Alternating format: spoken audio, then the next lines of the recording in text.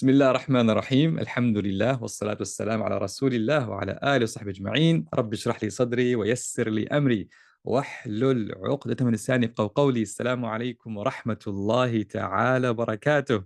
Assalamu alaikum everybody. Thank you so much for joining us for this webinar. And the title is, Are you a slave to the clock? Okay, raise your hand. Raise your hand if you feel you're a slave to the clock. It's okay. You can make some admissions here. All right, you got a few hands raised. Okay. All right.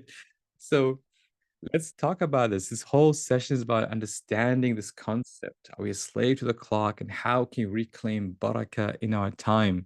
Honestly, we've been overwhelmed by the response that we got first for the article that I wrote on the tyranny mechanical clock, and then to this webinar, and realize that this is an important topic that we need to discuss, especially when it comes to understand what it means to manage our time without the clock. What does it even look like, inshallah? So let's get started, inshallah. As always, I like to get started our programs with a conscious Bismillah. Take a moment to say Bismillah consciously. Take a moment to mention Allah subhanahu wa ta'ala's name, to mention his name, to remember him. And inshallah, this will add barakah in this time, barakah in this webinar, barakah in this session together, barakah in this moment, so that we can all learn something beneficial from each other, inshallah. Bismillah. Alrighty. Okay. Tick tock. Most of us, we live by the mechanical clock. We have learned from very young age to organize our time and organize our activities and organize our day around the clock. Now, the clock, just like any other technology, by itself, there's nothing wrong with it. It's a tool, it's a technology, it's a blessing from Allah subhanahu wa ta'ala, just like any other technology, like the phone, the internet, AI. It's a tool, it's a technology. But when that tool sometimes redefines who we are, or sometimes we get overly obsessed with it, that it changes our perception of who we are, and and impacts our spirituality, our health, our relationships, then that's when we need to really start thinking carefully about how this technology, this very subtle, this very sort of in the background technology, how it's actually impacting us, impacting our lives, and what we can do about it. Now, to be honest with you, the question that drove me to study clocks and time was this question on what impact does the clock have on our experience of barakah in time? So you might know that I wrote the book, The Barakah Effect, as well as the Barakah Muslim. And in my work of redefining productivity through spirituality, I came across this concept of time and how we measure time, and how we organize time. And something about the clock wasn't sitting well with me. Some experiences I was feeling in my own personal life, in my own family life, in my own spirituality, which were driven by the clock, didn't feel like it was almost like antithesis to the idea of having experiencing barakah in time.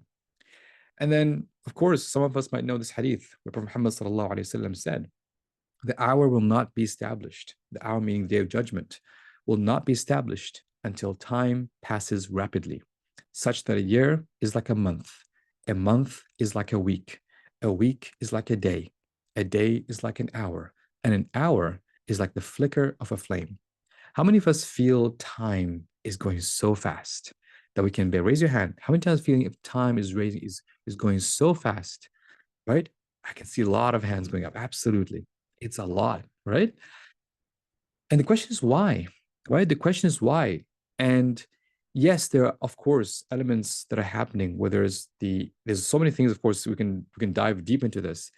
But one area that I want us to focus on is perhaps this idea of us trying to segment time and trying to move from one block of time to the other, from one 60 minutes to the other, and how we've organized that perhaps this is adding fuel to this. This is making us feel like we're losing time. And I'll explain more, inshallah. So in today's webinar, I want to go over the impact of living by the clock. I want to talk about punctuality versus clock worship, because people struggle with this. Well, are you saying, Muhammad, that Muslims should always be late? Like, what are you trying to say? So we'll answer that, inshallah. How to tackle the tyranny of the clock, how to experience barakah in time. I'll do a little experiment with that. And then for those of you who want to learn more, how to organize your life entirely with this sort of barakah paradigm through what we call Barakah Effect program, inshallah. So let's get started with the impact of living by the clock. And specifically, we'll talk about the impact of living by the clock on our spirituality, on our relationships, on our health, and on our Islamic identity. So it'll be quite deep, but I hope you find this beneficial data. So let's talk about the impact of my clock on our spirituality. Let me depict the scenario and you tell me if this is true or not. Okay. So Dhuhr is at 2 o'clock. Okay. And it is 1:30. Okay. And you're working on something. In the back of your mind, probably doing the calculation, okay, I could work on this thing, get it done. And then next thing is 1:40, it's 1:45, it's 1:50. Now in the back of your think, okay, maybe they need like 10 minutes to make wudu and just quickly catch your prayers. And we use the clock as a way to help us get to prayer on time. But most of us end up rushing to prayers. And we get there, and the thing in our mind is, oh, I have this other thing coming up next. So now I'm going to sort of finish this prayer quickly within 10 minutes. And we give ourselves like a time. I got to do a quick 10-minute prayer and get it done. And then after Salah, forget even staying after Salah because I can see the clock in the masjid and I got to rush back. How many of you experienced this? This idea of the clock and time just making us rush our prayers, or even worse, delay our prayers. Like because we have again, we can tell, okay, how much time I have. Okay, I'm going to push it, push it, push it. Last thing I know, I'm so busy that I've got to delay and quickly pray like the last 5 minutes before the next prayer comes. This tool, which helps us measure time, this tool which tells us what time it is, we're actually sometimes using this tool as an excuse to delay time, as an excuse to rush through time, as an excuse to not enjoy the salah and just go for the next thing. So again, the impact of spirituality might be, imagine, and let me put the opposite side. Imagine you living in a place where there's no clocks, or you stop wearing your watch is not working, and you hear that adhan. You hear that adhan, and just by hearing that adhan, you drop what you're doing, you walk to the masjid, you enter the masjid. There are no clocks in the masjid. You sit, you pray the 2 rak'ahs of sunnah, you wait for the imam to come. You don't know how long the imam will come, but within a few minutes, 10, 15, 20 minutes perhaps, he comes, he leads prayers, you finish your prayers, you sit after prayer, and you truly, truly enjoy those moments with Allah subhanahu wa ta'ala. Can you see the difference between the two? This idea of trying to precisely get to prayer and leave prayer and quickly finish prayers versus really getting the flow state with your salah, with your Quran. Again, sometimes for us, we open the Quran, okay, I'm going to read 5 minutes. I'm going to read Quran 5 minutes. Now, again, some people who struggle to read Quran, maybe 5 minutes is a good start. But then if every day is just 5 minutes and we don't actually end up spending time with the Quran, spending time remembering Allah subhanahu wa ta'ala. When was the last time you just sat in the masjid or sat at home and you just remembered Allah subhanahu wa ta'ala? And you sit there for like half an hour. Again, there's no, you may be waiting the sunset to go, or you stay after Fajr till sunrise, and you're not trying to check your time, check the clock every 10, 15 minutes. Like, can you imagine the flow state you will be when you're not always checking your time, always checking the clock? Oh, it's 15 minutes. I think that should be enough. Versus I'm in the flow. I'm enjoying this moment.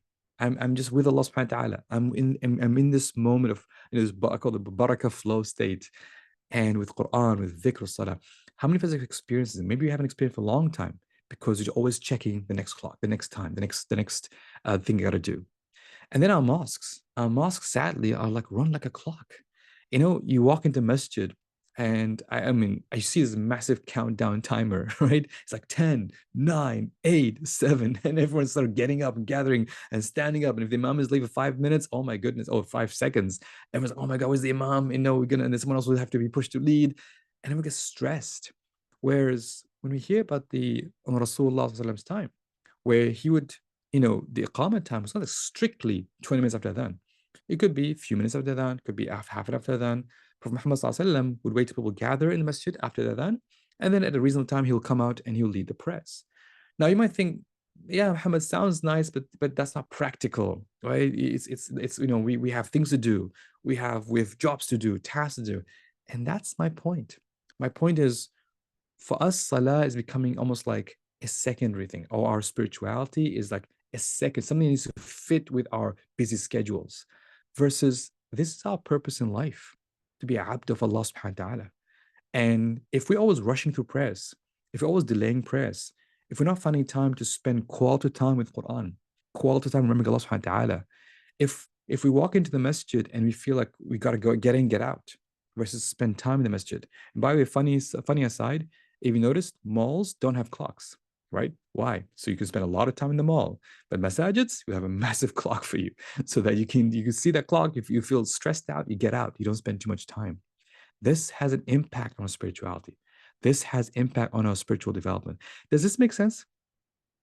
This idea of the clock playing a role in impacting our spirituality and making our spirituality, make it difficult for us to actually enjoy being with Allah Subhanahu wa Ta'ala. Okay, so I'm saying, so people saying, yes, makes sense. That makes sense. Yes, makes sense. Sharif, yes. Okay, true. Okay, okay. All right, let's explore further. That's just one aspect. Okay, let's explore further. Let's go to our relationships. All right, and let's be honest. I share this in the email. The yalla, cello, let's go. Right, and I'm guilty of this, and my family will tell you I'm guilty of this. Right, whether I'm the one who's being delayed, or I'm the one who's delaying. Sorry, I'm the one who's delaying others, or I'm waiting. Like, oh my god, yalla, let's go. And the way it strains relationships. Now, I understand sometimes you try and catch a flight or catch a train. There are moments when you have to tell people, yalla, let's go, otherwise we'll miss the flight and miss the train. But when you use that as a constant tool to to hurry people up, or let's say I remember this experience again when I was a new parent, had a young child, and I'm trying to get to somewhere again, looking at the clock, thinking, stressed about it. And my son wants to stop and smell the roses. He wants to stop and play with the butterflies. And you're like, yalla, let's go, right? The time pressure that comes with it. And it strains relationships. And the time pressure sometimes could be arbitrary. The time pressure could be like, yes, there are no consequences to them, but it's just because we create this time pressure. I have to be somewhere at this time because I've said I'll be dead at 9 o'clock, and I feel like it'd be a delay of 5-10 minutes will make it, for me it sounds so bad, and I create this time pressure and strain my relationships and end up hurting people. Sometimes get upset, sometimes get in a bad mood. You think it just ruins the whole outing by just the time pressure that's caused by the clock. The other thing that relationship is superficial interactions, right? Where you meet people and you almost like, because you've blocked your time and you've created these little time blocks, you're just meeting people on a superficial level. You're saying people, oh, I gotta go, next appointment. Sorry, I gotta go. I can't sit down. And having meaningful conversations with people, which take time. Because of the clock, because the way we organize ourselves, because the way we segment ourselves, having those meaningful relationships becomes because it becomes a waste of time. Spending quality time with people feels like a waste of time. And to the point where sometimes you just look at your clock and the other person already knows, oh, you have to go. It's okay, you can go, right? And they feel bad. They feel bad they're taking away your time, right? A classic way of letting someone know that you need to go is just take a look at your clock or take a look at your watch. And then they're like, oh, sorry, you have to go somewhere, right? And your loved ones, sometimes your parents, your grandparents, your uncles, aunties, cousins, kids, wife, husband, right? And they just can tell that you're under this time pressure and you don't have time for them, and you're not giving that quality time. And this has an impact on relationships. This makes people feel, again, that you're not valuing them. You're valuing the next appointment. Now, again, like I said, yes, there's moments of time when you got to be punctual. You need to make sure to be up there someone on time. But when you're always using this time pressure, when it's straining your relationships, when it makes it very hard for us to have a meaningful conversation or spending quality time, that's the point that we struggle with. And I think this is the thing we need to discuss, inshallah ta'ala. I see some hands raised, inshallah ta'ala, and then go for it. Now we'll talk about, when does using a clock make sense, when we need to cut down on, and what does it mean to kind of not be a slave to the clock, inshallah. So that's the impact on relationship, inshallah. And we've experienced this sort of impact of the clock. And by the way, this is the first time when I noticed this issue with the clock. When I was like, this feeling of stress I was feeling, I'm like, Muhammad, why am I stressed? Oh, I'm stressed because we're supposed to go this time. I'm like, okay, well, what are the consequences if we don't go this time? Actually, nothing, but because I feel like this anxiety that was going in me. I'm like, why am I feeling this anxiety? And is it worth me being upset with my family? Is it worth me being cranky just because, oh, I feel this time pressure? And I had to really calm down, to really kind of push back on that time pressure. And yes, selectively, sometimes you have to use time pressure, but not all the time, not chronically have time pressure, inshallah. Okay. Okay, so okay, let's talk about this. We'll talk about this. By this, some great questions coming in. So, and I want you to think through this as I go through this. Inshallah, we'll have time for Q&A, inshallah.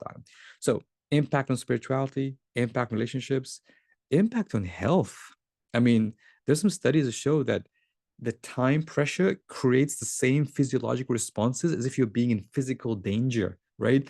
Your heart rate is racing, the anxiety you feel, the sweat, again, you're boiling up sometimes. It triggers the same physiological responses being in physical danger. Now, again, once in a while, you're trying to catch a flight, you're trying to catch an important appointment, fine, but chronic all the time, from the moment you wake up, moment you sleep, you're always under this kind of constant time pressure. Something's up here. It's impacting your health.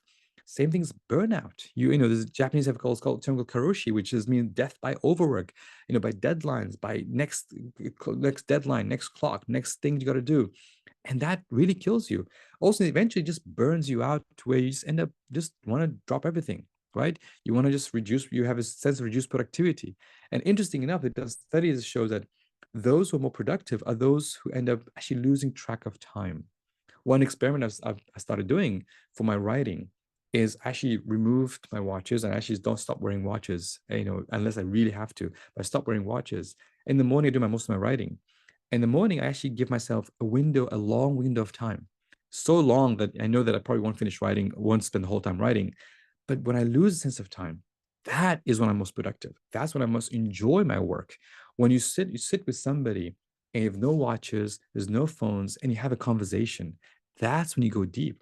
But if you're always checking your phone, always checking your watch, that's when you lose that track of time. You lose that sense of that the relationships get impacted. So there's something here, right? There's something here. Again, I know some of you might be struggling with this because it's not how we train, it's not how we grew up, it's not how life is organized, it's not how society is organized. But just because this is how things are, doesn't mean we shouldn't question it. Doesn't mean we shouldn't say, well, what if? What if we can think differently? What if we can try to do things differently? And that's the point of this webinar, Shot Adam. Okay, impact on health. Let's talk about impact on identity. Now, this might be slightly controversial, all right? Might be slightly controversial, is that this is where this whole thing about Muslims are always late, right? How many times have you heard that, right? Muslims are always late. And it's being used and abused to basically tarnish the reputation of Muslims, reputation of certain ethnic groups, certain, societies. And something about that always bothered me because I can tell the people who are being accused of being late, it's not that they're being lazy. It's not that they are just, intentionally being late. There's element of how they're experiencing time, how they view time. And that's when I came across studies about monochronic time versus polychronic time. Monochronic time is where time is viewed as linear, where time is viewed as segmented, and where time is viewed from start to finish. That's called monochronic time, right? And that's how at least Western societies organize time. It's how they orient themselves towards time. Time is linear, time is segmented, and time keeps moving forward. It's all about efficiency, all about precision, all about putting things in the right order. Versus polychronic time, people who cultures experience time differently. They genuinely experience time. For them, time is about relationships. Things happen in parallel. Time is almost like circular. They don't view time as start to finish. They view time as this one big window, and they're much more relaxed about being on time according to the clock. And people who have polychronic time orientation, it's not that it's wrong for them to have that. It's just that they value relationships and they value sort of being with people more than they value a tool that tells them where to be, right? So which means what? Which means, let's say they're going towards an appointment or they're going towards something they have to do, and they bump into their friend or their cousin or something happens along the way. They're much more in the moment, much more in the now, and they'll be there and they'll be present and they'll take care of the thing they have to take care of, and then they'll come to you. Now, you on the other end, who has maybe monochronic time, think, why are you always late? You don't respect me. It's like it's different time orientations. Now, the question is, who's right, who's wrong, right? Because you can say, well, no, everyone should be on time. Everyone should have this same precision, efficient, punctual. That's how things would be. But that's just one time orientation. That's one perspective on how you should view time. Where somebody else will say, actually, you should have this idea, you should more be situationally aware. You should be more in the moment. Sometimes things will happen and you have to readjust your time, you adjust your commitments, have a mind like water and not be this robot that goes one thing to next and tarnish people's reputation and tarnish the relationships they have. So do you see this sort of this how this time orientations can create this narrative that Muslims are always late, but actually it's more about how we view time. We view time differently. We value different things differently. So just because we value things different does not mean you're wrong or we're wrong. Just need to respect how we view time. Now you might say, well, Hamid, but what's the give me a practical thing? Right? Because this means, are you trying to say that that Muslims should always be late? And we'll talk about that. But for now, does this make sense? Idea that different views of time, right? That be able to, can you see that? Can you see things differently, right? That you can, I can have different time orientations, different ways of viewing time. All right. Okay. Okay. Good. Good. Good. Good. Good. Okay. I see some great comments here, inshallah. Okay. So and there's a great article here by Dr. Barbara Stowers, who wrote a very nice actually it was a speech he gave at Georgetown University on time sticks and how Muslim societies view time. And then she mentioned this idea of the clock. And she says technology has also created the concept of linear time, a relatively recent Western invention that is replacing or is poised to replace the multiple subjective and situation specific times of the past. What does that mean? Multiple subjective situation specific times. So before it was like linear time is things start beginning 6 a.m., 7 a.m., 9 a.m. I move on linear way. The much more polychronic nature of society is ones that have multiple views of time. They can be doing multiple things at the same time. That's why sometimes people say polychronic means they're much more into multitasking, more situation specific. So they might end up shifting things according to how things work out. They're not strictly by the clock. And she said that this new form of clock-based time is producing a new global psychology in which time equals punctuality, efficiency, and economic rationality. Now, again, question is this the only view of time? Now, you might debate, actually, no, we need people to be punctual, efficient, and economically rational. Maybe that's your argument. But we're questioning this because the question is like, maybe there's a different narrative here, a narrative that does not put down this multiple, subjective, situation specific approach time, which values what?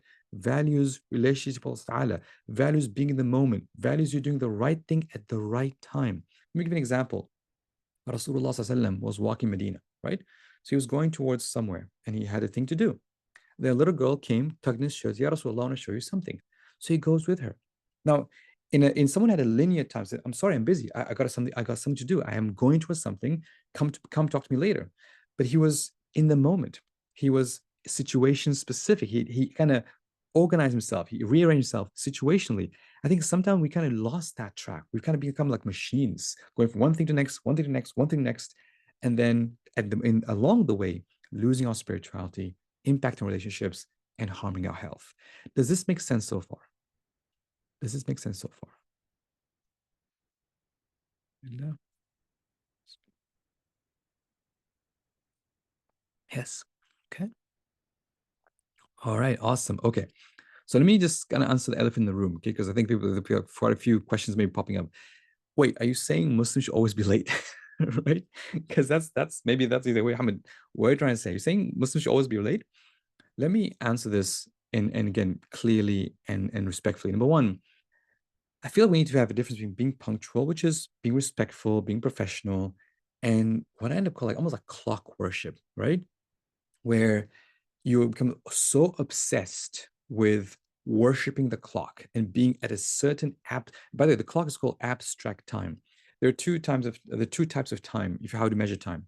There's one is called abstract time. Abstract time is what we have by the clock, meaning we have 24 hours in a day, each hour is 60 seconds, 60 minutes, each minute 60 seconds. That's called abstract time. But what in the past, before the mechanical clock, there was something called seasonal time or organic time, which is that basically an hour was 1/12th of a day or 1/12th of the night, which means in our language, an hour could be as short as a few minutes, 15, 20, 30 minutes, or as long as an hour and a half, perhaps, right? So seasonal time goes up and down.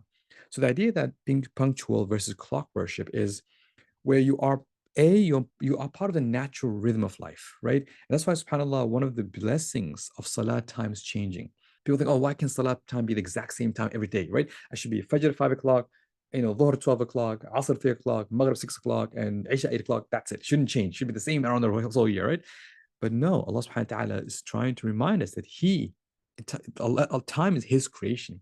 And we show up when He wants us to show up, not when it's convenient for us. So you go this natural rhythm where the days sometimes longer in the summer, short in the winter, versus mechanical rhythm, 9 o'clock, 10 o'clock, 11 o'clock, 12 o'clock, regardless of the season, regardless of situation, regardless of go through life, right? There's a difference between being respectful of time. Yes, I'm respectful, especially if I promise you, for example, this webinar will not take place. It wasn't for the clock. So I was respectful that I showed up on time. You are respectful. You showed up on time. And we're having this discussion this time we all agreed is the measure of time versus being so obsessed with the clock that everything is just by the minute.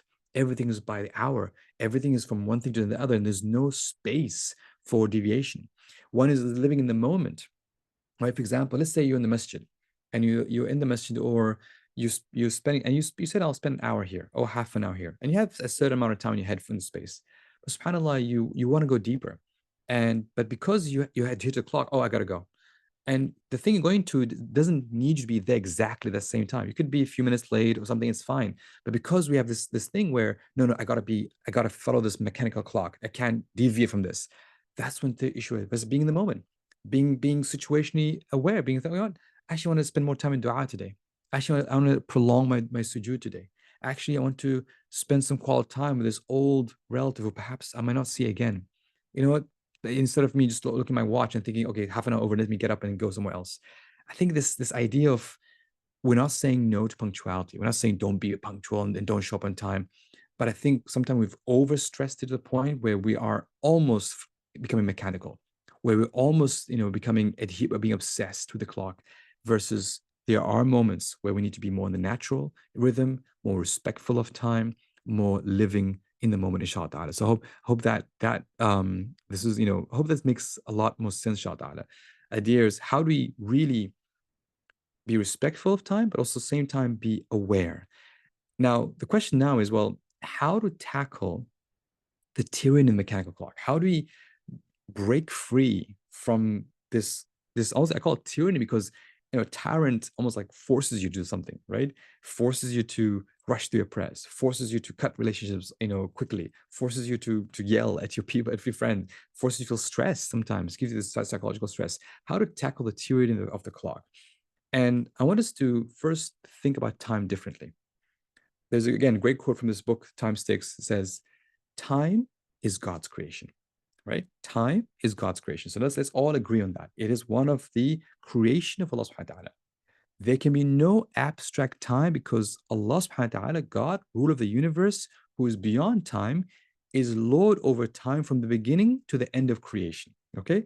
So the idea here is that yes, the fact we can measure it is a gift, but this gift is for the benefit of mankind. We shouldn't try to control time. And I think this idea of the mechanical clock comes down with us wanting to control time. We want to force things in certain boxes.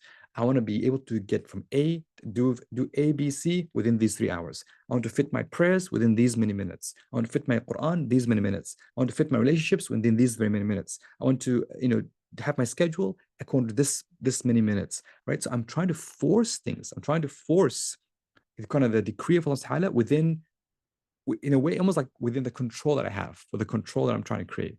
But I want us to think that this is Allah subhanahu wa ta'ala's creation, which means what?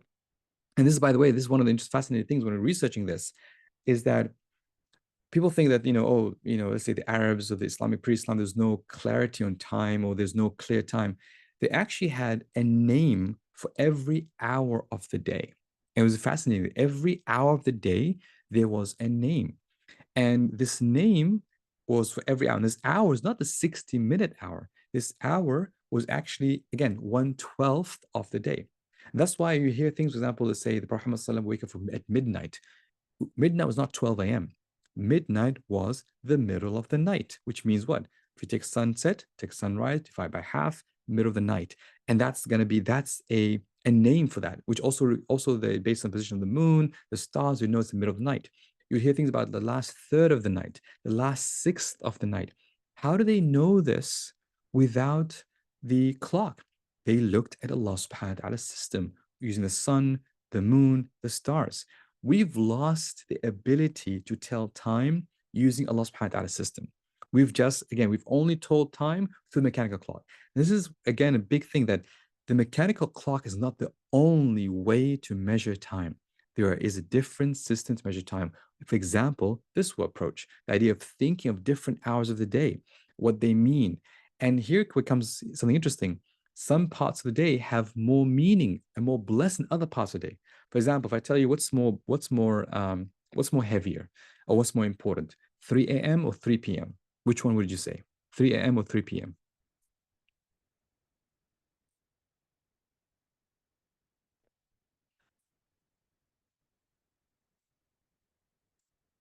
3 a.m., right? Now, why saying 3 a.m., not 3 p.m.? Because we know from Abu Hadith, the 3 a.m., this is closer to Fajr, which is the last third of the night, and the last third of the night is more heavier. So because we're aware that the different times have different barakah in them, then suddenly now we think differently. We're more aware about Allah's system versus our own system.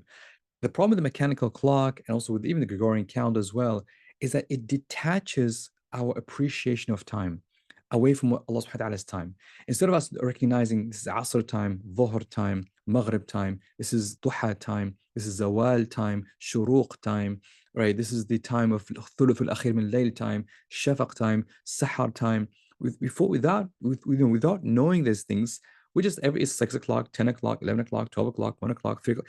I mean, again, we get detached from the system. So that's the first point. Secondly, when we look at the Islamic calendar, when does the day start? When does the Islamic day start? Who knows? When does Islamic day start? Exactly at sunset, right? At sunset, which again, most of us, if you lose the mechanical clock, the day starts when? In the morning. We think it's 6 a.m. or 12 a.m., midnight, right? But for Muslims, it starts at Maghrib. Now, when you know that day starts at Maghrib, how does it even change how you plan your day? You start planning your day for Maghrib, meaning what? You plan your evening, which will impact your morning and the rest of the day. So even rethinking how we plan our days. Because if our day starts at Maghrib, then that's the start of the day versus the day starts after midnight or the day starts in the morning. Like, again, these are systems of time. And every system of time has its implications. And we need to be aware of the different systems of time, including our own, inshallah. So how should we think of time? We should think of time as a creation of Allah subhanahu wa ta'ala that cannot be controlled by human beings. This idea, I want to control time. I want to fit things within these blocks of hours. And how many of us have tried this? We said, okay, this will take me 2 hours, ends up taking you like 4 or 5 hours. Or the other way around, this will take me 3 hours and it gets done half an hour, right? We don't know we can't guess how long things will take roughly. But so we try to control the uncontrollable. Secondly, time can be blessed by Allah subhanahu wa ta'ala so that we do more in a limited time. How many, for example, Prophet Muhammad taught us, Burika li ummati fi bukuriha. There's barakah for my ummah in the early hours, which means what? Some hours have more barakah, which means I could do more with my time. Dr. Malik Badri talks about barakah in time and from a quantum physics perspective. And then for those into quantum physics, and the idea that time will stretch and time will contract, right? So Allah subhanahu wa ta'ala can stretch an hour, the hour, and again, the part of the day, He can stretch part of a day, stretch an hour, so you can do so much in that hour. Or He can constrict an hour so that you can barely find it's quick, it has passed. Again, this most of you said that you felt that there's no barakah in your time. When we there's no barakah in our time is because when we stretch the hour, also can stretch an hour, stretch a whole day, can stretch your year, can stretch your month, can stretch your life. So you could do so much as if you lived for 100 years. For example, Imam Nawawi, he died at the age of 40, but you look at how much work he produced, you'd assume he lived till 60 or 70. So Allah blessed his time, put barakah in his time, so he achieved so much in so little time. Prophet Muhammad sallallahu alaihi wasallam, 23 years. He did in 23 years what no man could do in 100 years. He changed the entire face of humanity. That's barakah. So the idea is that Allah can stretch your time and put barakah in your time. And it also can constrict your time. So that makes us think, well, what is more important? I get things done within certain segments of time, or I get things done with barakah in mind, inshallah. So that's the second point. Number three, this is brought to me by one of our team members, Sister Latifa, talks about not all the hours of the day are equal, meaning that Allah subhanahu wa ta'ala chose certain time to be sacred, just like He chose Ramadan to be a sacred month.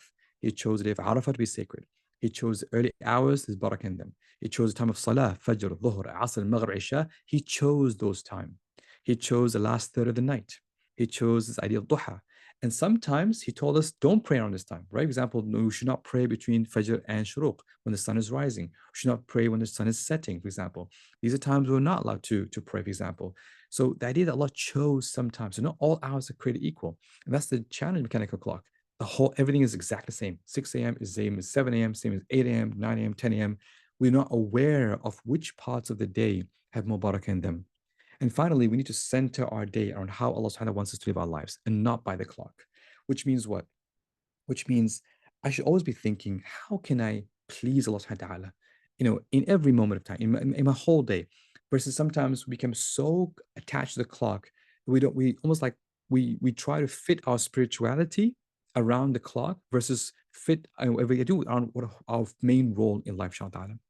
Does this make sense so far?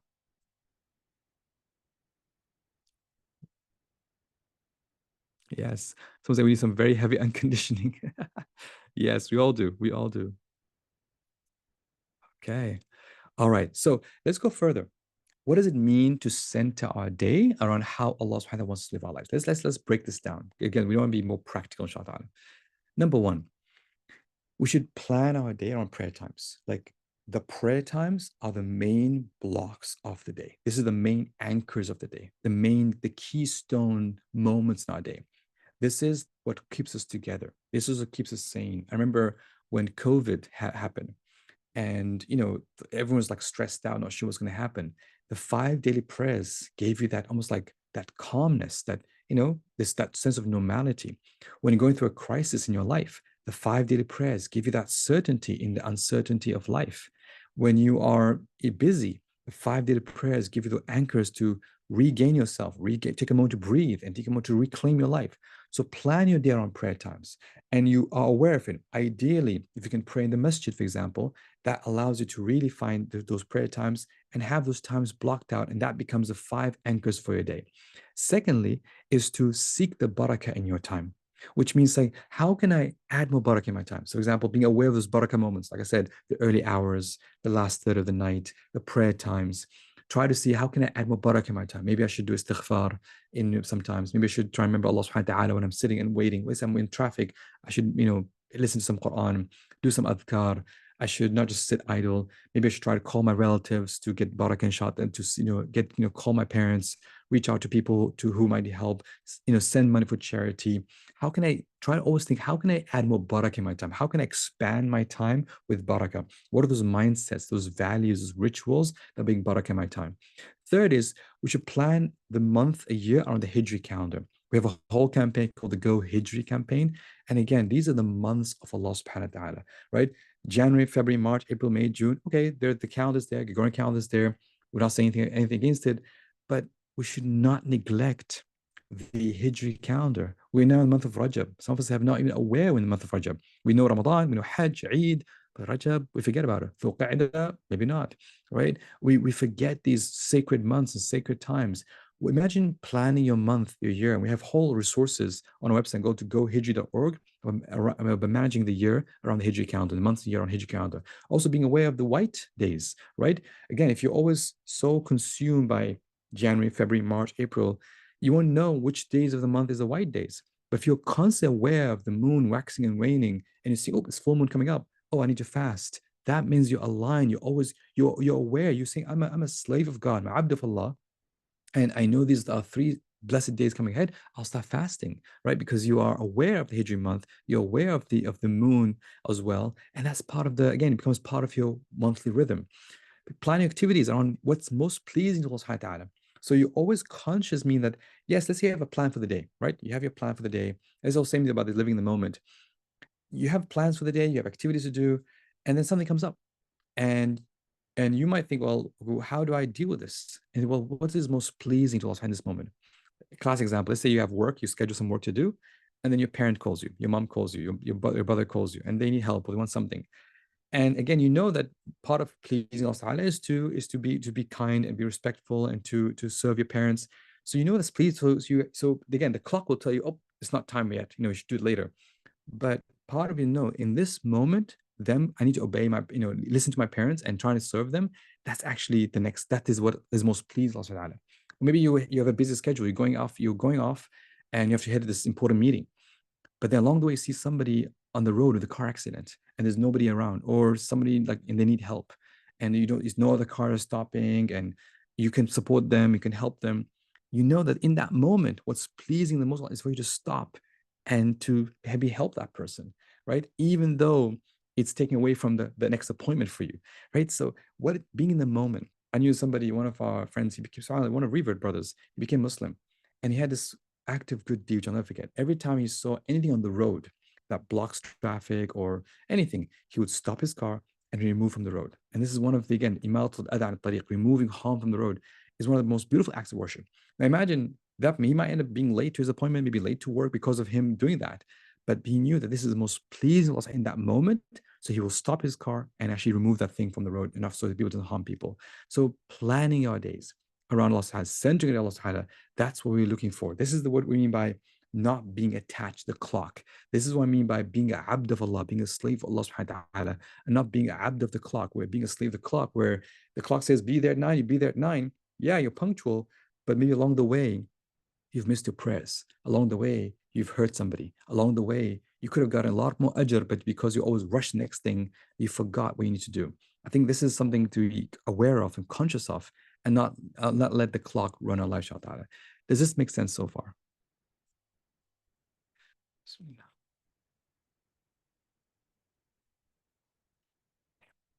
Okay, good. Alhamdulillah. So, what happens when we center our day on how Allah subhanahu wants to center our days? That's how we experience barakah. That's where barakah comes from, right? All of us, we complain there's no barakah in my time. We complain maybe because we don't prioritize Allah subhanahu wa ta'ala. Maybe because we're just rushing from one thing to the next, one thing to the next. Maybe because we're rushing through prayers. Maybe because we're not getting the barakah and the blessings and du'as of our parents. Maybe because we're just always rushing, always like the next thing, next thing, next thing. And along the way, we lose ourselves, lose our health. But when we center our lives, when we are grounded, I'm asleep of Allah subhanahu wa ta'ala. And from the moment I wake up to the moment I sleep, I'm always thinking, how can I please Allah subhanahu wa ta'ala? From with his prayer times, with his rituals, adhkar Quran, with his relationships, with his taking care of his body, with of course keeping appointments and being punctual and being respectful of other people's time. But as along the way, if something happens, I'm conscious of how to rearrange myself. Maybe that's how we're going to experience barakah and say, oh, subhanAllah, today I felt so much barakah. That thing which I thought would take 3 days to finish.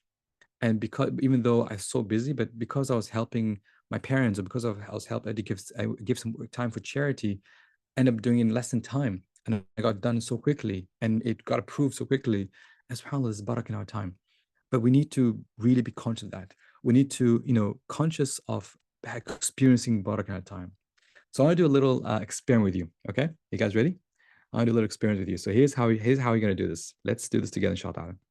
So I want you to close your eyes. Okay. I promise you nothing going to do crazy. And I want you, after closing your eyes, to take a deep breath, okay?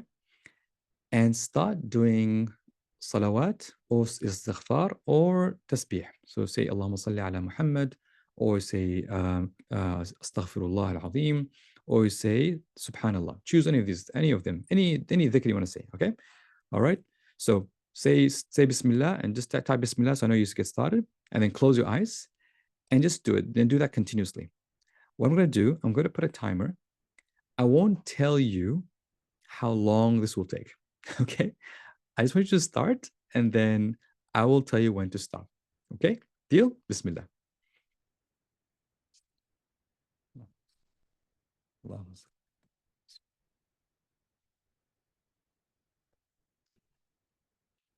Again, one more time for those who just joined us. Why don't you close your eyes, take a deep breath, and just do istighfar or salawat or any form of glorification or dhikr. And then I just want you to, and just don't look at your clock, don't look at your watch, and I won't tell you when to stop. I'll tell you when to stop, but not now. You just keep doing it, inshallah. Bismillah.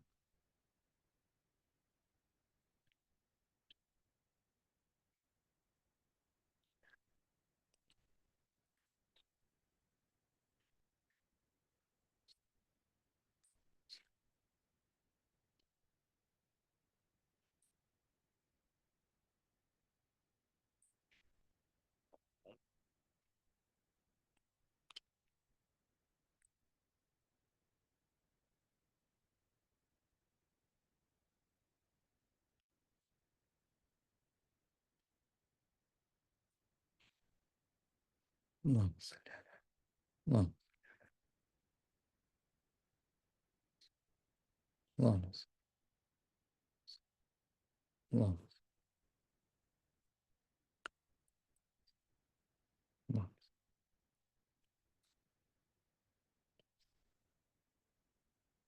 Okay, open your eyes. Can you guess how long that was, roughly? Can you guess how long that was?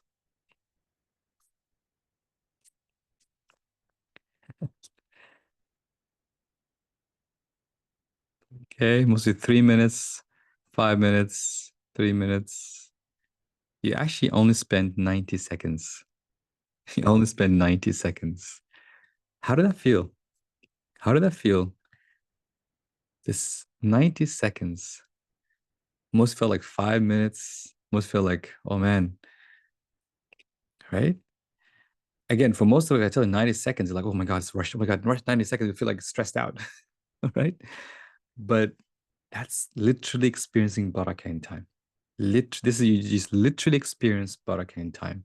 The 90 seconds felt longer than what you perceived it to be, right? So I think that's what I'm talking about. Again, this how do you measure time?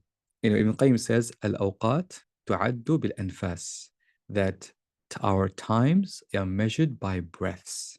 This is the measure of time in Islam, the breaths we take, the number of breaths we take. And every breath, if we take it for Allah subhanahu wa ta'ala's sake, inshallah, Allah subhanahu wa ta'ala will barakah in that breath, put barakah in our time, so that we feel that it's longer than usual. We don't feel like always like constrict. We don't feel constricted. It don't feel rushed. Don't feel over. Don't feel done. It feels much more peaceful, inshallah. So, some practical tips and steps to break away from the time's tyranny. Number one, practice time pressure awareness. Every time you have this, the bubble feeling, the feeling of like stress bubbling up, right? You're like, there's the weird feeling, like, you're getting stressed by time, whether it's time for a deadline, time for an appointment, time for a meeting, time for an outing, even time for a flight, to be honest. Just say, okay, what can I do about this? Right? If is something I can do about it, okay, I'll do something about it. If I cannot do anything about it, okay, I'll not let it take over me. I won't let me overwhelm myself. I won't let it stress me out, make me get angry, make me say things that are not appropriate, make me get upset with people, make me sometimes even rush through things. In fact, sometimes you feel a time pressure, slow down. You feel that time pressure, slow down your salah. Feel that time pressure, slow down your Quran. Slow down that, take a moment to actually slow down and not let that time pressure get to you, inshallah. Secondly, experiment with watch-free periods. I highly recommend. I know it sounds weird, and maybe most have not experienced this. Take off your watch and try to experience the day without your watch. Okay? If every now and then, if you want to take a time, you can look at something on the wall clock or maybe on the phone or something. But as much as possible, don't just keep always checking your time. There's something about this. I've been doing this for a few months now, and it's like, oh, this is actually quite enjoyable. I'm actually not as stressed. Yes, and I still make it to appointments. Right now, not it's like late because I'm aware. Okay, I know that in about a few hours I have to this appointment, that appointment, but just don't wear a watch, and just see how you experience your day. See how much more. Ideally, if you have no clocks in the house, Greta, every now, if you want to check maybe your desktop, maybe your phone, just to be safe, you have meeting appointments, but don't wear a watch, and see how you experience that barakah flow, right? You're in the flow and not being obsessed with time. And obviously, always check, even if you're working, sometimes you're working on something and you say, I'm going to dedicate 90 minutes for this or 2 hours for this. Okay, dedicate 2 hours first. You can be able to set an alarm that it goes off at the end. But while the 2 hours going on, don't look at the clock. Don't look at the watch. And just be in the moment. You'll feel like, wow, it feels longer. This 2 hours feels longer than usual because not always constantly checking the clock. Another thing is invest in spiritual time, right? Really take the moment to invest in your salah, like over invest, because we don't invest enough. We rush through salah, we rush through Quran, we rush through dhikr, we rush through, you know, invest in spiritual time. Like really, if you're going to the masjid, like spend really good time in the masjid. Spend really good time with the Quran. Spend really good time with dhikr. Spend really good time, like invest in spiritual time, especially during sacred hours. After in doing salawat, during salah times, last third of the night, invest spiritual time. And finally, adopt a gardener mindset. A gardener mindset is something we talk about on Product Muslim, the idea of not getting detaching yourself from the outcome. Meaning what? You have a plan for the day, right? So we all have plans. I'm not saying don't have a plan. You have a plan. You're going to do this hour, this hour. When something happens, something comes up, khair, fiha khair, there's good in this, detach, right? And then you readjust accordingly, readjust your day accordingly. But not this, oh my God, I was supposed to be here this, and then have this cascading effect of feeling of unproductive, being unproductive. Invest in Shah Ta'ala. So these are all things Shah Ta'ala is to is a practical steps to break free from time's tyranny, Shah Ta'ala. Does these make sense, Shah Ta'ala? Love it. Someone says, Beza, only clock in the house is the Adhan clock. Brilliant. It's a brilliant, inshallah. Okay. Okay, awesome. Some tips for waking up early.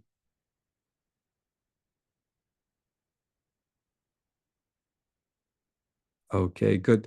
All right, good. Some good question here, Shatal. So I'm going to answer a few questions and then I'm going to go quickly to, is kind of seek more detail about how this means, Shatal. So some of you ask about, does this mean ditching the time clock entirely? No, we're not saying to ditch the time clock entirely, right? Because yes, there are things you have to do. You still have to drop your kids certain time to school. You still have to pick up your, kids certain time. So you have to, be, arranging meetings, especially with global. I have a global team. We organize, certain meetings, certain time. We all have to show up on time. That's not the problem. Again, the clock is a tool. However, what we're saying here is we're not obsessed with the clock. We're not sort of marching with the clock. We are have a different orientation with time. We put Allah subhanahu wa ta'ala first and foremost in how we plan our day. And if something happens during the day, which might mean it put off schedule, which might put off the time mechanical clock schedule, we're saying Alhamdulillah. We rearrange, reorganize, and go and see where things take us, ta'ala. Also, we're more in the moment. We are more present. We invest in spiritual time, not rush through our spirituality for the sake of, just because of the clock. We don't let time pressure get in the way between us and our relationships or us and our health as well. That's what we're talking about here, inshallah. Okay. All righty. Okay. So how was that? How was that just being able to rethink the whole idea of time from scratch? How was that so far? Yes. For gardener mindset, maybe the team can share with you, inshallah, in the chat. We have a whole article, how to set goals like a gardener. So I talk more about that, inshallah. Yeah. Okay. Alhamdulillah. So again, this whole topic, right? This whole topic of when we take a concept like time, a clock, and something we all perhaps again live by, but when you put a spiritual lens on, when I put out like a barakah lens of like, why are we not experiencing barakah in our time? It makes us question certain things and makes us have a much more healthy relationship with the clock and not just be obsessed with the clock. So tackling the Tyranny mechanic clock and experiencing barakah in time is just one aspect, right? One aspect of what we call this Barakah Effect program. The idea of redefining productivity through spirituality. Because most of us have gone through life whose kind of hustle culture mindset, where it's about stress, it's about overwhelm, it's about being marched by the death by the count and death by the clock. And what we're doing at Product Master Company is asking people to rethink productivity and rethink the idea of being productive with a spiritual angle. Not make people go lazy, is actually improving their productivity, give more holistic productivity. So we have this beautiful program that we're starting next week, inshallah. It's called the Barakah Effect program. It's an online program for Muslim professionals seeking transition from overwhelm, stress, burnout to more balance, calm, intentionality, right? And the idea is that it's about being productive while ensuring we know who we are. We are our slaves of God. Being productive, and we know how to be productive, how we manage our energy, how we manage our focus, how we manage our time with this notion we are abd of Allah subhanahu wa ta'ala, we are slaves of Allah subhanahu wa ta'ala. It's about having mindset shifts, right? That if rethinking things. And just like now, we had to rethink and relearn how we even think about time. but from a productivity perspective, from a spiritual perspective, from a barakah perspective, but also about practical strategies.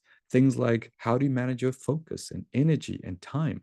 What are those tools and techniques and tactics to help you be productive? At the same time, it's also about you, the community. MashaAllah, we have over 253 of you who joined this webinar. And that tells you something. Like, this is like a quote unquote a weird topic, right? But the fact is, over 250 you signed up for this webinar. And I think more than 600, if not even more than that, have signed up for register for this webinar. Tells me what? Tells me that all of us feeling something's off. All of us feel that we need more barakah in our time. There's something off with the way we approach time. And we wanted solutions, we wanted tools. And alhamdulillah, I hope I shared that with you and I gave you some value there, inshallah. So I want you to imagine, now that's just one component, the time part. Imagine rethinking the whole idea of productivity, everything you learn about productivity, but from a spiritual angle, from Barakah angle. So we have this program, and there's like the 6 modules program. Module 1 asks one question: who are you? Right? And this module will introduce you to the concept of what it means to be a abd of Allah subhanahu wa ta'ala truly, about barakah and barakah culture as hustle culture, as well as redefining productivity through the barakah angle. And we'll share more things about barakah culture framework and barakah culture manifesto. That's module 1. After module 1, you'll be like, okay, I know that I'm a slave of God. I know that I am, that I would like to live more a barakah culture life. Well, how to get there? I need 2 things. I need sincere intentions and hard work. So sincere intentions, we talk about things like high himma intentions, we use high aspirational intentions. We talk about something who have the intention hierarchy, as well as the intention impact matrix. How do you prioritize which intentions to focus on? And then gardener mindset, we talk about how to embrace the gardener mindset. So we go into detail gardener mindset, talk about the free will equation and how to work with the free will, apply the avocado rule, which is the patience and growth, as well as and how to adopt an akhirah mindset for long-term perspective. So that is module 2. Module 3 is time with barakah. Again, this is about the mechanical clock, but more detail. So we look at your current routine. So you'll share with us your current routine. We look at your different roles you play in life and how to rebalance your roles and your performance in those roles. So they get each person their haqq, their right. We'll talk about, of course, mechanical time and transformative barakah time. And then we look at the model of Prophet Muhammad's routine. How did Prophet Muhammad organize his life? How to organize his routine? And then he will actually design your ideal barakah routine, inshallah, as a result. So the idea there is that you'll be able to, rethink your time with barakah. Then module 4, we look at focus. And again, focus is such a precious thing. How do you center your focus on Allah subhanahu wa ta'ala throughout the day? How do you manage internal and external distractions? How do you deal with unexpected life events like a new baby, or marriage, or divorce, or moving country, moving new jobs, or a war, or COVID, right? How do you strengthen spiritual focus with salah and Quran and dhikr and spend more time in them? How do you practice being present in the moment? And how you utilize what we call Barakah flow sessions, which we'll talk about in a minute, inshallah. That's module 4. So imagine the journey so far. You start with who are you and why you need Barakah. We then talk about having sincere intentions and hard work. And we give you practical strategies to manage your time, focus, and your energy. So we'll talk about how do you sleep with this Barakah approach? How many hours do you sleep? How long do you sleep? How do you balance in sleep and waking up for Fajr or Tahajjud, for example? How do you align nutrition with taqwa, with God consciousness, so that you're conscious what you eat, how that impacts the barakah? How do you leverage fitness? How do you actually exercise, but not just for health benefits, but for spiritual development?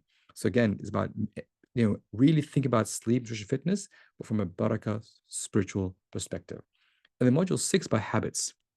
We talk about prophetic principles for habit formation. So how did Prophet Muhammad teach us to build habits?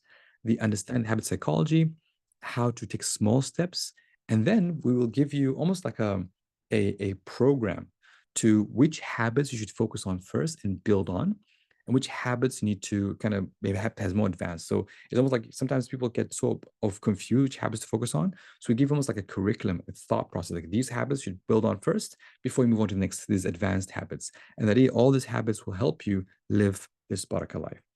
In addition to the 6 modules, we also are going to building a support system. And the support system will include what's called Barakah Flow. So what is Barakah Flow? Imagine you are working from home or in the office, and you have an important project. Okay. Now you could do it on your own, but then you kind of feel like, like nice to have like-hearted people. So what you do, you log in at a specific, time with a few brothers and sisters around the world, and you have a focus session. Your camera's on, mic's off. You first say conscious Bismillah, you set your intentions for the session, and everyone works on whatever they need to work on. After 45 minutes, take a break, you discuss where you are, and then you carry on another 45 minutes. The idea is almost like have daily focus sessions. So from Monday to Friday, you're having daily, imagine just having like almost like a virtual co-working space with other brothers and sisters who are aligned with this Barakah culture. Also, once a week, you do a weekly planning and review, again from Barakah angle. For those who are familiar with the Barakah journal system and some of our works, we are using the same approach, but within a virtual co-working environment. So this becomes part of the program. So you can actually daily join the Barakah flow sessions and experience a virtual co-working space. Then you also have monthly reviews, quarter reviews, and annual intention review, which was part of our annual intention masterclass. For those who know us, we have an annual Ramadan. We set our intentions or our plans for the year in Ramadan because it's the best time. We believe it's the best time to set your intentions for the rest of the year, inshallah.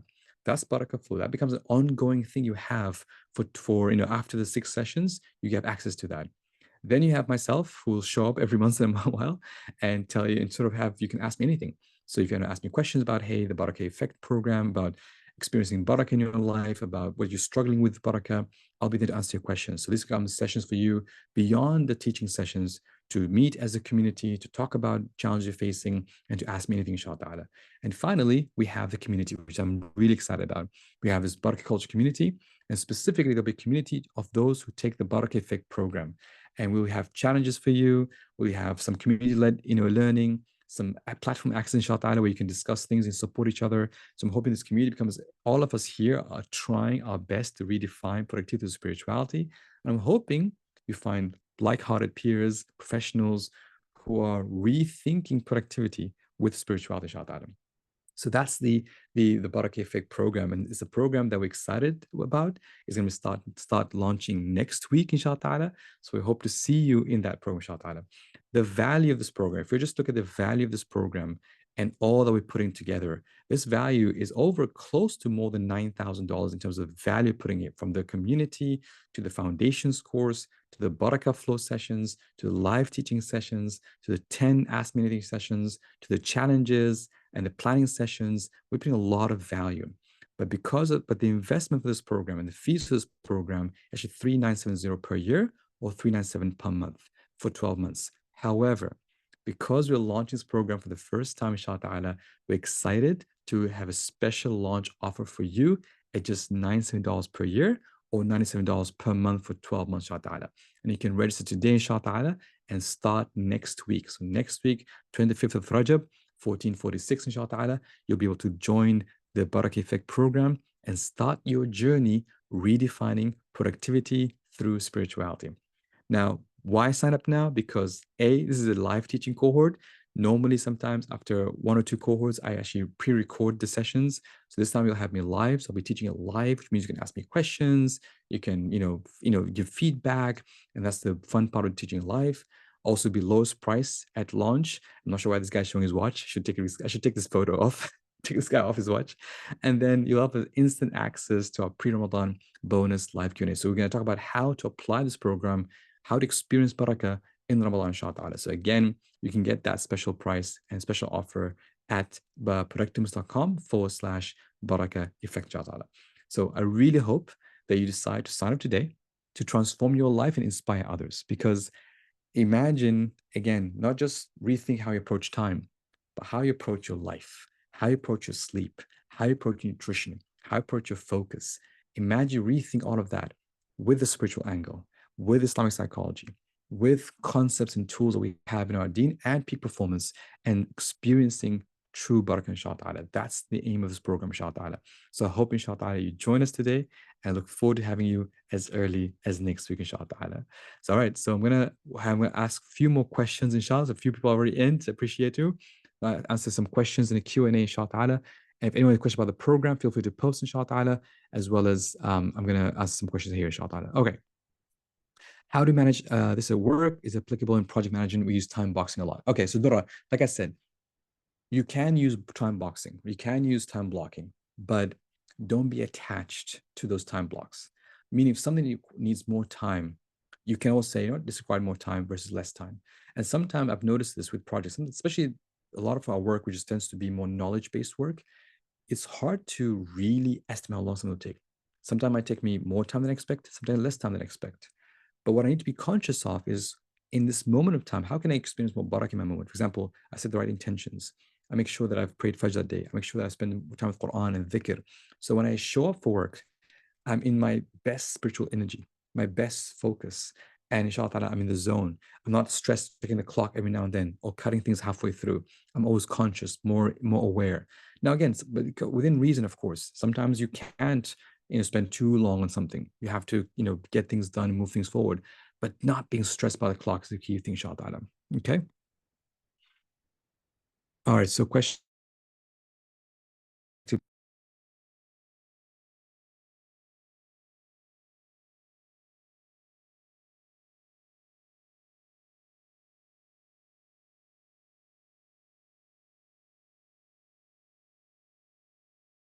Weekly intentions. So, quick tip here, for example, is sit down, piece of paper, and just write down all the commitments you have for that week and say, which will I focus on? Which will I not focus on? And then at the same time, being aware of your spiritual responsibilities and make sure you start with that. So, block your salah times first, block your Quran time, block your dhikr time. Make sure you do those things and invest time in those. And then figure out where other things fall inshallah ta'ala, and make the most of it, inshallah ta'ala. Okay. Okay. All right. So, question about how to live without a clock when our job society lives by it. Again, I'm not saying to throw the clock away or not live by the clock at all, right? I'm like, you need to be conscious of time, but not be obsessed with it. That's the point about this. I think we've been way too obsessed with the clock. I'm trying to kind of pull people back. Hey, listen, sometimes you just gotta be in the moment. Sometimes you just need to not be too obsessed with the clock. Sometimes you need to not look at your watch, right? And that's the point here. The point here is that we want to be more God-centered, more in the moment, more present. And yes, sometimes for societal reasons, we have to be be somewhere a certain time, pick up some certain time. But it's when it's like tick tock all the time. There's something that is lost along the way, and that's the point that I'm trying to say. There's something's lost. There's spirituality is lost, our health is lost, our relationships is lost, and we all experience it. So we need to have that balance, shaitan, in our life, shaitan. Okay, okay. Um, Alrighty. All right, okay. Because there's another question you'll see. Blah, blah, blah. Okay, so question about, yes, the sun and moon, different types of clock. Absolutely. Allah subhanahu created the sun and the moon as a way to measure time, right? But the thing with the sun and the moon is that it changes with seasons of time. And it's something we've lost. We've lost the ability to kind of be aware of the seasons. And alhamdulillah, prayer times help us be aware of seasons. When prayer times are close to each other, it's probably winter. When it's further apart, it's summer. And I think that's being aware of the seasons that we're in and also almost organizing ourselves according to see our natural rhythm of seasons versus everything by the clock, right? So I think the idea of that Allah subhanahu wa ta'ala created the sun and the moon to help us measure time. Yes, and that's the natural clock that was used. In fact, most of the mosque courtyards had the sundial and had certain ways to measure the phase of the moon. So we're not saying don't measure time, right? We're not saying don't measure time. No, we're saying Allah created these tools to help us measure time. And even the clock itself is a technology Allah blessed us to help us see, measure time and align time globally. But again, it's about being there's a difference between organic time, season time, spiritual time versus the mechanical clock, which is very, very mechanical, right?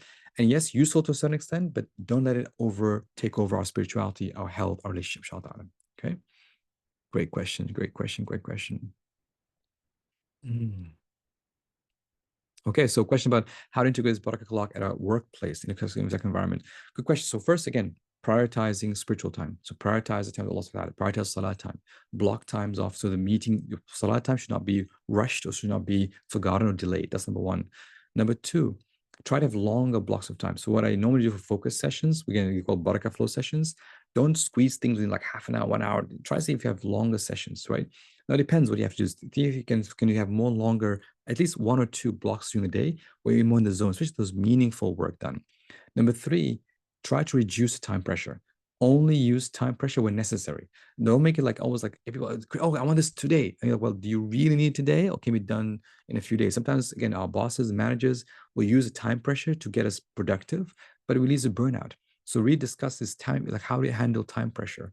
Also, sometimes when things happen, let's say your child gets sick or something happens, you need to be able to drop things at work to fulfill the haqq of your child, the haqq of your spouse. So being aware of your other responsibilities and that you have in life and not let work dictate how we live our life, inshallah. It's a great question, inshallah.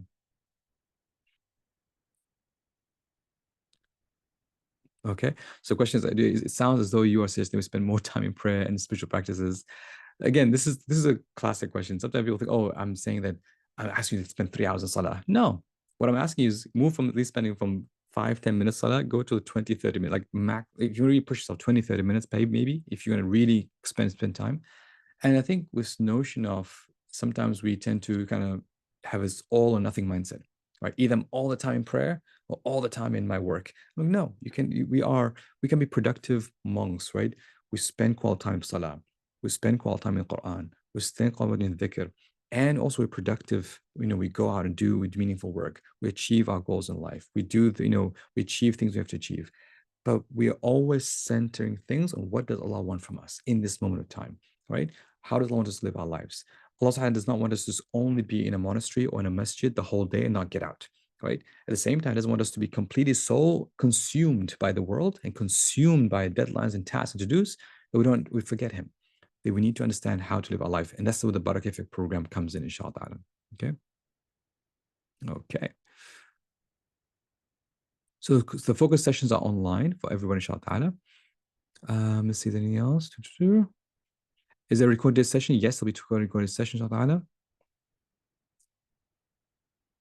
Okay. All right. So question about how will the information differ from the book? I think I want us to clear that the program is not about following the book. So the book, of course, is Barakah Effect book, Protect Muslim book. Will support, of course, will be much of the content will be based on the book. But it's when you experience the program is when you're going through a journey. And the journey includes not just information, but it includes things like how to take action on that information. It includes things like the community that will support you to take action on information. So it's not about going through a book, going through curriculum. It's about really understanding the content, taking action on the content, and having the community support to take that program further, inshallah. Okay. All righty. Okay, some questions about some specific text, inshallah. All righty. Okay, so I hope you found this useful. I hope you found this beneficial, inshallah. I'm really looking forward to seeing you all in the Barakah Effect program that starts next week, next Saturday, inshallah. And Jazakumullah khair. I hope you've, again, even whether you join the program or not, two things. Number one, please do join our online community, the Barakah Culture community, if not already. We announced it last week. If you haven't joined it, please join it. The team will share the link for that. Number two, I want us to spread the word about the mechanical clock, right? Go share this webinar. We'll be sharing the recordings webinar, inshallah.